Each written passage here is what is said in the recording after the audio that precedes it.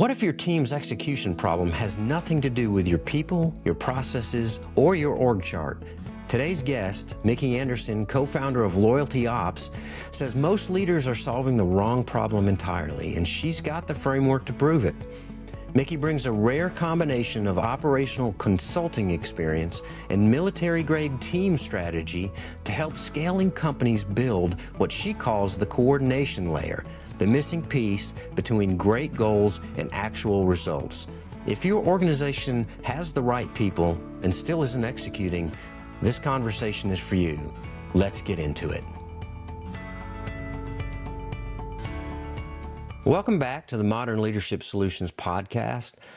Today, I have the pleasure of being joined by Mickey Anderson. She is the co-founder of LoyaltyOps. Good morning, Mickey. Welcome to the podcast. Thank you so much for having me. It's a pleasure.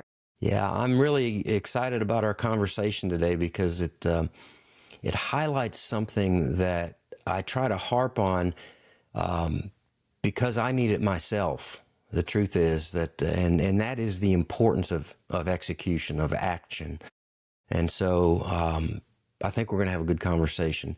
But before we get there, I'd like to give you an opportunity to just tell us a little bit about your leadership journey up to this point. So I'd love to hear about that. Yeah, thank you so much. So I started my career out in operations. It's where my heart and soul lies. And then I've been a serial entrepreneur. I founded multiple companies. And I found my way into a consulting firm where we were helping $20 million plus organizations prepare for liquidity and capitalization events. And that's where this problem kept coming up throughout my journey, where we had great people, we had great systems, but execution just kept hitting a stopping ground, and we just couldn't quite seem to get things moving, no matter all the fancy bells and whistles we throw onto these companies. And what it came down to was that coordination layer beneath the company, how people are collaborating, communicating, making decisions, and what that turned into was a structure that needed to be implemented in these companies. And my husband recently retired from the military. He was a Tier 1 assaulter in the Special Missions Unit, which for my American listeners would be an assaulter in Delta Force or a SEAL Team 6. And he and I both nerd on teams and leadership all the time. And the timing was pretty perfect on that. So we decided to start this company to solve that problem and help people fix execution, bring teams together, build collaboration, and that coordination layer that's so essential for execution.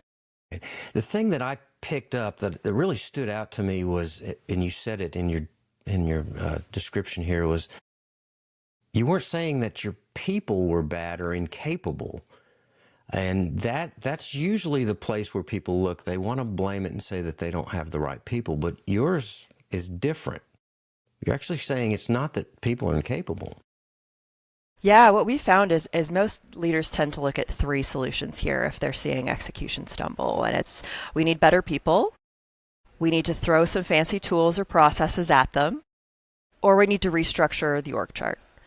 And typically that doesn't result in any change in execution, it just results in headache. And what we really need to look at is how are we enabling our people? Most companies right now call themselves a team, but what they have are a group of individual people working in parallel. And then they think that AI is going to speed things up, and it does individually. It optimizes for the individuals, but not for the company, not for the function, not for the bigger objective that everyone's working for. So 9 times out of 10, it's not a people problem. It's that we haven't set those people up for success and allowed them to become force multipliers together. Yeah, you're speaking my language because you talk about the stuff you geek out on with leadership. I'm that way too. So one of the things that I saw in your material is that you noticed that as an organization is expanding or trying to grow, this becomes a particular problem with this execution. So why are you finding that's a problem for organizations? You know, most organizations, and I'll say most entrepreneurs, over-index on process. We assume that everything can be fixed by fixing the process. I'll just document it more clearly. We'll tweak this, adjust that, add documentation here. But when we look at this from our perspective, there's a layer that comes before process, which is people. We go people, process, performance. People are the behaviors, not just following a process, but what do I do when things go wrong? How do I communicate if I'm unsure? How do I make good decisions? And then outside of that individual process, which is task related, how does it all connect to the bigger picture? And that's the part that we focus on first, is setting your people up for success with the behaviors and ultimately your culture, which is your infrastructure, and then allowing to amplify them with process. And when that consistently is executed, that becomes your performance layer. Yeah, I think, and this is probably going to be a theme of this episode, is me keep saying that you've hit on an angle of this that I've not heard before. And so I'm going to do that again because you mentioned culture. And another piece that I saw in your materials was that you look at culture as an operational system, not just as the environment of the people. So talk about that just a little bit, about how you treat that. I think so many leaders turn culture into this ambiguous, fluffy concept, right? It's in our minds, it's an idea, it's a picture, it's a vision, it's a mission. But your culture is the sum of what happens on the day to day. How people interact and collaborate, how we handle problems together, what exceptions leaders allow, right? This is your culture. And I think we forget that that can be supported and it can be installed and it can be amplified through our structure, through the way that we do work here together. So instead of slapping, words of values on a wall, let's look at this from a behavioral standpoint, universally across the organization. When we come in to work with organizations, a lot of times they have their values defined, right? They know collaboration, transparency, integrity. Those are all really important things. How do we actually define that? And then what does that look like? And what does it not look like across the organization, not just in a specific function, but for everyone? And so defining that, sharing that, training on that, and modeling that as leaders is essential and so often skipped. So we start with the leadership team, really breaking down, what does this look like in action across your entire organization? And then what's the language you're going to use to reinforce this? And that's a good point. I'm going to ask you about one of those values that I've seen in a lot of organizations that everybody says they have or want, but it's not really there. And that is accountability, because that's one of those that people think they have, but it's really a very awkward thing, and maybe a difficult one. Do you find that same thing? Yes, we focus a ton on accountability because, especially leaders, accountability to them typically means something than accountability to the people on the ground doing the work. And then there's two sides of accountability that I think we often skip. We lump it into this one idea or concept, but really it's self-accountability. How do I hold myself accountable in public? And then how do I hold others accountable, mutual accountability to our shared goals, objectives, and standards? And we tend to focus on other people.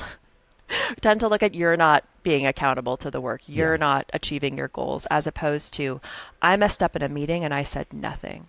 I use this example a lot. So in our back office, of course, my husband's military, so we use some, I'll say, choice language occasionally. We drop some curse words. It happens naturally, and that's okay for us culturally with our team. We're kind of a relaxed atmosphere, so to speak. But when we're working with clients, that language is not acceptable, right? We have a rule across the board. There are no curse words with clients ever. It's just the way that it is. And I have caught myself dropping a almost curse word, but it's on that borderline of like, that could be inappropriate. And so in terms of how we see accountability, it's I have to be the first one to call myself out in public. So not only will I say in the meeting with the client, I'm sorry I said that word, it slipped out, shouldn't have done it, I apologize profusely, won't happen again. After, I will pull the team together and say, hey, you heard me say this word. It was absolutely not acceptable. Here's how I'm going to work on it. I appreciate you guys holding me accountable. I know you saw it. I see it. It's not the standard that we have here. Had I not done those two things, that exception that I made in that meeting, even unintentionally, would become the new standard. The team would see that and say, oh, well, it's okay if, or when, or there's this fuzzy area that no one's really sure if that counts or not. And so we have to be willing to put ourselves out there and model accountability in the way that we expect it from others. And we have to be willing to call others out. For Hmm. many organizations, hierarchy gets in the way of that. It's my leader and they did something. And, accountability is important here, but they, you know, are in charge of my payroll. So I'm not going to say Yeah. anything. And they didn't say anything. So really, it's about being clear, defining it, and then modeling exactly what you expect from others, which isn't easy, but it's so worthwhile. And that goes to build the trust that you need to have this environment where you can share these views. Um, do you find that when you're working with these teams, you talked about the perspective, the different perspective that accountability, for instance, may be to the leader versus the front line. What do you find when you're trying to bridge that gap of misunderstanding between what they're seeing? So we start with the leadership team, and this is usually the part where it opens eyes and hearts to the idea that there's some disconnect within the organization. Because just in getting the executive leadership team around the room and having them each define the words out loud without sharing, Hmm. and seeing the difference in the way that they define it and describe it opens up an entire can of worms that they weren't expecting.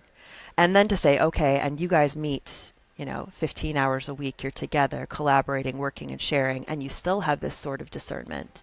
Now expect 3 layers or 3 departments down who have very little interaction with you. How do you expect that's amplified or changed, right? It's the game of Hmm. telephone. The message changes every time we pass it along. And so there's that first initial awareness that there's this disconnect. The second is what we call, and we have a flywheel that we teach leaders and organizations that we use. And the first is communication. So, how are we going to communicate what this really means for us as an organization? Not just in words, not just in documentation, but in modeling as well. And then, how are we going to collect feedback? How are we going to ensure that we're getting and confirming understanding from the ground? They know what that means. They see it. They understand it. They believe in it. From there, how are we going to commit to this? Right? What does this look like in terms of ownership? What are the behaviors and expectations and standards we're going to uphold? And then continuous improvement. We're not going to Hmm. get this right in the first 10 days. It's probably going to take us a while to really nail this. And even then, we're going to need to continue to grow and evolve. So, what are our practices here to make sure that we're learning and growing? And so, we work through that flywheel. Every company is a little bit different, their culture, their structure, their model, their teams. And so we walk through this flywheel with them to ensure that they've covered that kind of communication loop, as you will, that flywheel, so that they are getting the feedback, they are getting the commitment, and they do have a process for when things don't go right. Yeah. And you talk about the teams and how they interact. So when you're successful at doing this, that's a great accomplishment for an organization. But leadership is always changing. And so what steps do you teach these companies to try to ensure that even as these leadership changes happen, that they maintain this quality that they need to continue this execution? Yeah, so in that continuous improve phase, there are a few things that we do with companies, and the first is really simple. It's a cadence of review. It's a cadence of learning. So many of us set quarterly goals and Mm-hmm. objectives, and we might do a postmortem when things go wrong, but how often, I can't tell you how many times this happens, do you actually sit down and walk through what did we learn, whether it went wrong or right? And then how are we going to take that and turn it into action? What are we going to leave behind and what are we going to keep as we go? Most organizations don't do that, don't do it well or formally. And so it's building in some sort of a cadence for them. You can call it an after action review, a quarterly cadence, whatever you want to call it for your company. But let's sit down and walk through how are we going to collect learnings? How are we going to distill change? How are we going to distill what we're leaving behind and evolving away from, and where we want to go as an organization? It does look a little bit different, but typically it's a set of meetings and collaborative processes, and then some communication structures as well. So when a company's looking to work with you, I mean, there's a mindset that has to happen for the leaders to be able to say, look, I see what you're saying and I agree with it, and we need that. And it's one thing for the CEO to recognize that, but it's been my experience that you still have to get that mindset shift, especially in all of the immediate leadership team.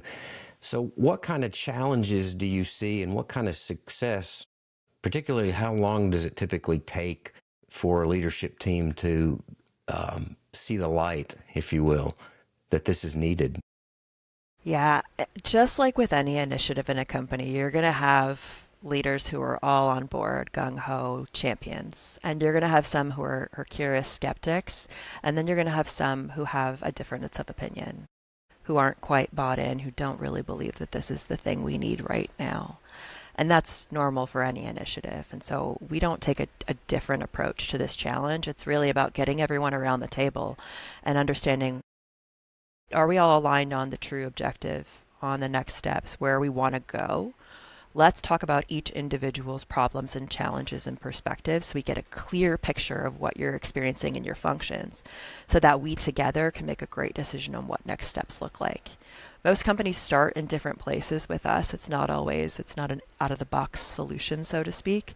Some will start in our proprietary collaboration process, which is called War Games, where we teach how do we create great planning processes for your organization where you're getting ground up information and making great decisions and actually executing. For others, it's your meetings are taking up 80% of your people's times and work isn't getting done. How do we reduce the number of meetings, improve communication? And so it's a little bit different for each, but we're looking at what are the symptoms, what's the root cause, what's the lowest hanging fruit for us all to align on to get started. Then we can get proof of concept. Okay, we're able to make this shift, see this organizational change, the improvement here. What's the next logical step for your company to continue on this path of improvement? So it's a lot of discussion and collaboration, but it's always worthwhile, whether a company engages us or not. That process of getting the team around the table and facilitating that open discussion is invaluable. Yeah. Well, as I said, your company brings a different perspective that I've not run into. And I have to admit that when in my corporate life, I was guilty of thinking that I just needed a better framework, or I needed something, maybe it was EOS or OKRs, maybe it was something like that. Great frameworks. And what you do it's not another framework like that. It's not a replacement for that. It's actually something that if you have a framework, your systems actually work hand in hand with that. And how, explain a little bit about how what you do is different than these other frameworks. Yeah, great question. So I would say almost all of our companies have a really structured way of setting goals, right? EOS is fantastic in showing you how to set the long-term goals down to the short-term quarterly goals, how to understand your numbers. How work actually gets done is the piece that it misses. And they'll teach you a framework for creating process. But again, there's so many components around a team that aren't the process. Right. So that's really where we fill the gap.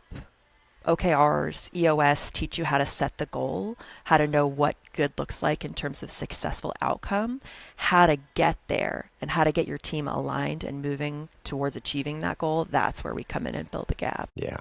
Yeah, that was a bit of a leading question because I actually knew the answer, and that's why I wanted to make sure that we were clear about the difference of what LoyaltyOps, which is your company, what you bring to the table. This idea that these frameworks are great, and you can have all the great frameworks in the world. If you can't execute on it, it doesn't matter. I have to admit that I was in that camp of that didn't occur to me until I actually started. I found your company. I started researching it, and I thought, well, that's actually a piece that every company needs that has a framework that's not getting the results. They just don't know it. Mm-hmm. So we just need to get the word out then, don't we? Yeah, I appreciate that. Yeah, yeah. And you asked a question earlier that I want to make sure I don't skip over as well, which is the timeline for change as well. So a lot of companies overcomplicate things and they drag out change over years because they try and tackle too much all at once. So we are sticklers for the concept of do one thing, do it right, get it integrated before you move on to the next thing. Because the more, I heard this great analogy recently about change and a sponge, where there's only so much you can absorb at once before it starts leaking through. And so being really intentional about the first starting pilot and change that we're going to tackle, what does that look like? And then what does the next look like? If and when that happens is key. So we work in 90-day sprints, similar to your OKRs, similar to your EOS. We kind of tuck right in with your existing process, where we'll work with the leadership team for the first 30 days on defining, modeling, setting it out. Then there's a collaborative process where we're communicating, rolling out a pilot, and then integrating into the organization over that 90 days.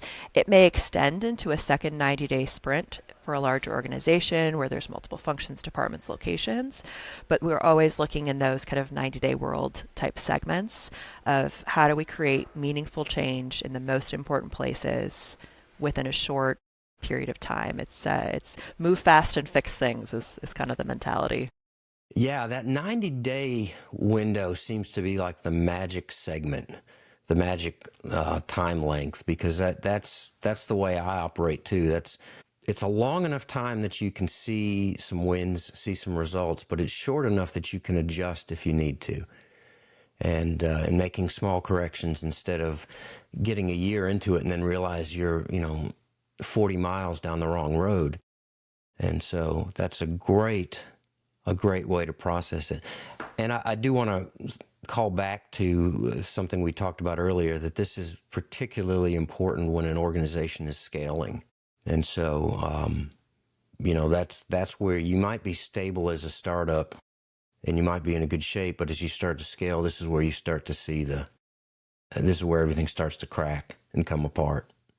Yeah, we see it all the time. There are some thresholds in terms of headcount and size of company where you start to see things fumble, right? In a small company, 15 to 30 employees, you're living on proximity. Mm-hmm. Everything's in the founder or CEO's head.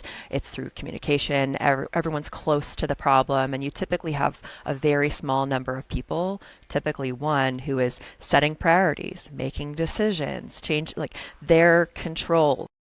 But as you add headcount beyond 30 to 50 to 100 to 300, you have to shift from control to what we call command, where the direction, the objective, the standards are set, and you're empowering and giving autonomy and authority within your teams to execute because they have those guardrails. They're aligned, they're collaborating. We know what good looks like. We know where we're going.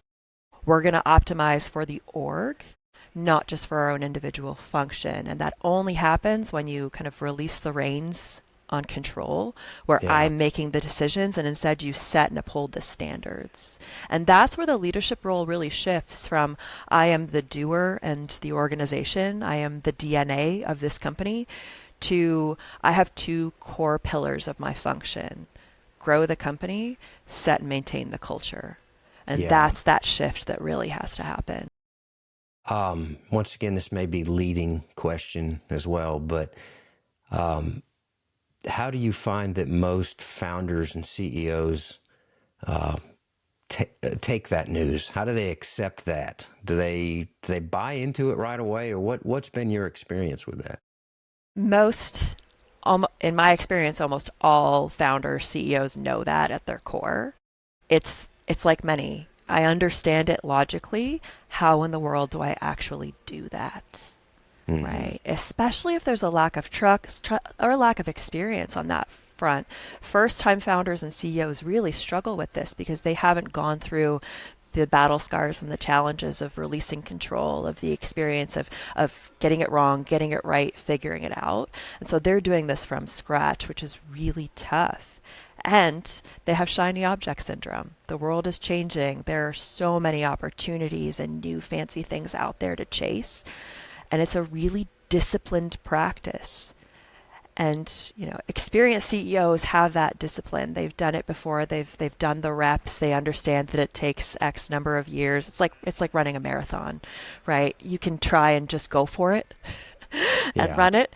It's going to be a very different experience than taking the time to train, to learn, to study, to look at the greats and how they did it, understand your sprints, try it a few times, and you realize that it's not just one marathon. You're running a series of marathons year after year, and you need to keep getting better and faster and stronger as you go. And that shift, most know, it's just getting the support and the understanding of how do I actually make this happen in practice. Yeah, I talked about that in another episode, the idea, especially with the CEO, of understanding there's a role that they have of having to understand the vision of the organization, where they're going, the big picture. And they do have to have an understanding of what's going on at the front lines and throughout the organization, but it's really a matter of calibration of where you set that in, and it's different for any given role, and it can change over time with any given role. Do you find that most of the organizations, specifically the CEOs that you're working with, that they get that, or that they're open to that idea that it changes like that? Yes, and I think I'm very fortunate. So I grew up, my father was the CEO for, and still is the CEO of a large public enterprise for over 20 years. And so I grew up under boardroom tables listening to these conversations. I was Wow. lucky enough to be able to go and travel with him and be around great leadership teams in really complex industries. And so that showed me a lot just through being present and being around these people that, I mean, almost all leaders and CEOs really have the best of intentions. They have great foundations. They really, they understand the changing nature of the world, of their industry. They just have habits. Mm-hmm. We've built up habits, and we've built up scars and calluses, and it's really a matter of looking at them thoughtfully. And am I doing the right thing at the right time with the right information for right now and for us in the future? Yeah. And how do I need to evolve as a leader, as a function of this organization, in order to keep us moving in the right direction? And that's where I come back to the good to great part that most people have skipped in that book. It's such a great book, but most people jump straight to the right seats, right butts and right seats, right? They skip that initial chapter, which is all about having the CEO, having their ambition be about the company, not about themselves. I'm going to have to go back and reread that, because you're right about that. That's very good. Before we wrap up, I want to talk a little bit about your company, about LoyaltyOps, and what I'm hoping is that anybody that hears this realize, especially if they're in an organization that's scaling and not getting the results, that they really need to be talking to you. So tell me a little bit about your company and how people can get in touch with you. Yeah, so we are an advisory firm at heart. We work with CEOs and leadership teams, industry agnostic, and as you're growing headcount and growing your company, we help you build that coordination layer that sets your teams up for success. The vast majority of our clients are coming in after a failed AI or digital transformation, where they had those individual players who were self-optimizing or functionally optimizing, and it ended up with an expensive piece of tech and the same problem they started with. So we help them build that layer. So whatever individual people or tools they plug in are amplified and empowered and actually driving the business forward. Yeah. So you can check us out at loyaltyops.com if you're interested. You can schedule a call at any time. Yeah, and I'll have all this information in the show notes, so people don't have to scramble to write it down as they're listening to this. I've enjoyed this conversation. It's something I'm very passionate about, and I appreciate you being on today. I'd like to ask you in closing this, if somebody's going to take one thing away from this conversation, what would that be? Culture is your infrastructure. It's not the thoughts in people's head or the feelings or the sentiment across the organization. It's how work gets done on the day-to-day. And when you look at culture that way, you realize that you have so much power to shape it. And you can drive it and shape it, or you can let it be driven and shaped by others. So that right there, that perspective shift on what culture is, I think is the biggest takeaway from today. Boy, that nails it. That's a great way to close out this episode. Mickey, thank you for being with me today. I really appreciate it. It's been a great conversation. Thank you so much. I appreciate it as well. Culture isn't a feeling. It's your infrastructure. That's the big takeaway from today's conversation with Mickey Anderson. Whether it's redefining accountability from the top down, building the coordination layer your team needs to actually execute, or making the mindset shift from control to command as you scale, Mickey gave us a completely different lens for one of leadership's most persistent problems. If this resonated, be sure to subscribe and leave a review, and share this episode with a leader in your world who's chasing results without the execution to match. Check the show notes for more information about Mickey Anderson and LoyaltyOps, including the link to contact them. And we'll see you next time on Modern Leadership Solutions, where we help you lead with clarity, intentionality, and confidence.